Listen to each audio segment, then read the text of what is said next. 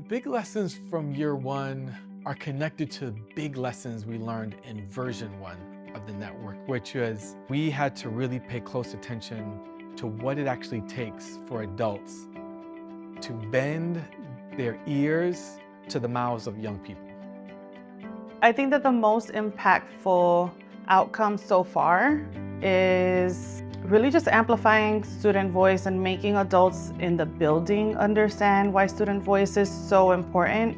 There has been some discussion of giving students too much choice. So getting adults to buy in and say, okay, I can come up with choices and then give them the choices and let them pick from there has been a win for us. Students feel like somebody cares. I'm more confident. I'm really more confident. And so when I say, hey, I'm sitting here with you and my role is to be able to speak up in rooms you may not be in, I'm very confident in doing that in a way where whether it's a healthy disagreement, a healthy debate, we're doing it in a way where they recognize that when I walk into a space, I'm leading in confidence, but also leading in love.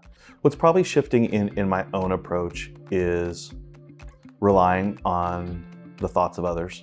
Setting my ego aside and realizing as a white male, I'm looking at it from a very narrow perspective and bringing in other people. We all look at our jobs from a perspective and work with kids in a different way.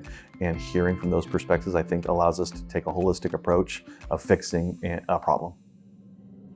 My own leadership has drastically changed by being a member of National Equity Project. It's really given me the opportunity to find my own voice, to really think deep about who I want to be when I show up, to make sure that I'm not freezing or running from the issue when it gets uncomfortable, but giving me the skills and tools to add to my tool belt to be able to be proud of the equity leader that I am and to work through the imposter syndrome and the battle I've struggled with over the years of trying to fight to have a seat at the table, but to really believe that I deserve now and I've earned that seat at the table. And so I always say, like, you know, watch out world, because now with National Equity Project, there's so many more doors I want to knock on for our future.